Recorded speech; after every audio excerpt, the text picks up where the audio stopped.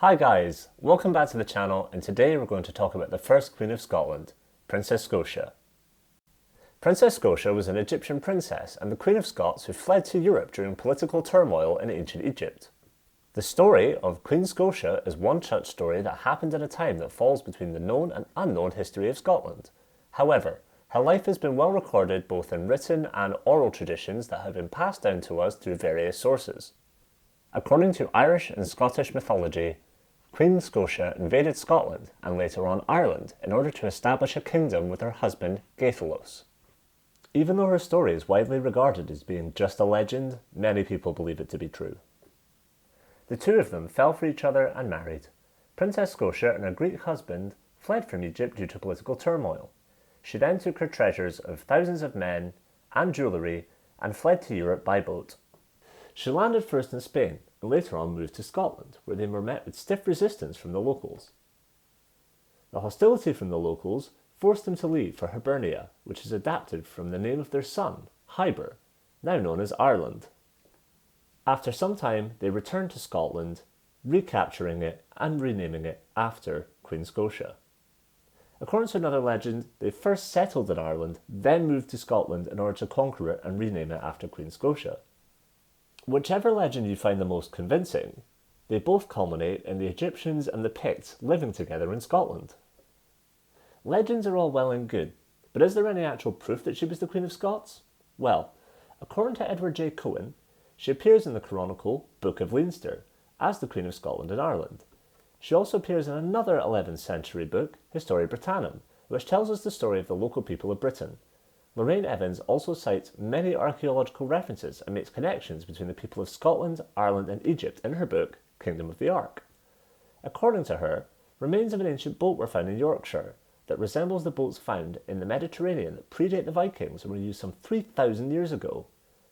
They've also found skeletal remains of a boy, and the features of the skeletal remains show that it was from about the same time as Queen Scotia. They also found a necklace along with it that resembles the structure and design of the necklaces worn by Egyptian pharaoh Tutankhamun. And speaking of Tutankhamun, historians believe he was a relative of Princess Scotia, either father or brother, so this shows there was a trend of migration from Egypt to Western Europe. Another proof that historians refer to is Scotia's grave that lies in Town, a southwest valley of Ireland. The valley is popularly known as Foley's Glen, or Glen Scolan, which means Valley of the Little Flower. According to the legend, she was fighting against her enemies and died in battle. Her men then won the battle and buried her with great royal ceremonies. Speaking of the grave, the legends say that the grave of Queen Scotia is under a massive ancient stone with Egyptian writing on it. A faction of historians believe that this grave supports the claim that the Egyptian princess is the ancestor of the Scots. Not only Irish legends, but the nobles of Scotland also trace their identity back to Queen Scotia. The royals of Scotland took pride in it and claimed that they were the direct descendants of Scotia. During the War of Independence, Scottish nobles and barons penned a letter known as the Declaration of Arbroath in 1320. This was addressed to Pope John XXII as an explanation from the Scots that they are the rightful heir to the thrones of Scotland. The document mentions the arduous journey of Queen Scotia from ancient Egypt to Scotland. Another proof that historians offer to claim that the Scots are the descendants of Scotia is the Stone of Destiny. It is a block of red sandstone that has been used in the coronation of Scottish kings for a very long time. However, the last use was for the coronation of Queen Elizabeth II back in 1953.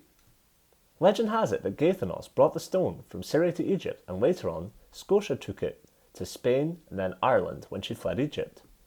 The stone was used for the coronation of Queen Scotia, and since then, all her descendants have used it in the event of their coronation in Ireland and Scotland. Thus, the Stone of Destiny emerged as a powerful and legitimate symbol of sovereignty and independence. Scientists have undertaken DNA research of the Irish people and found in their study that in ancient times, some massive migration happened from the Middle East to Ireland almost 1,000 years before the Celts reached their Irish shores. According to the study conducted by the DNA Genealogy Centre in Zurich, Switzerland, the findings were quite surprising. The study found that up to 70% of British and nearly 50% of Western Europeans are genetically linked with the great pharaoh Tutankhamun. Now let's move on to how she died. According to Irish legends, Queen Scotia was fighting her enemies, who were believed to be supernatural beings. She was believed to avenge her husband, who was killed by one of them. the two armies met at the town of Tralee and fought a fierce battle. At one point, she was jumping on horseback over a riverbank while she was pregnant. She then fell off her horse, or she might have suffered an injury that might have caused her death. Eventually, her army won the war, but they had lost their queen. They buried her there in the valley of Tralee. The great Queen of Scots was finally laid to rest after making history. So what do you think about this story?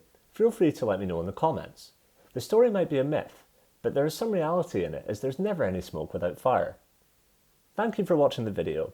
If you enjoyed, feel free to hit the like and subscribe, and we'll see you in the next one.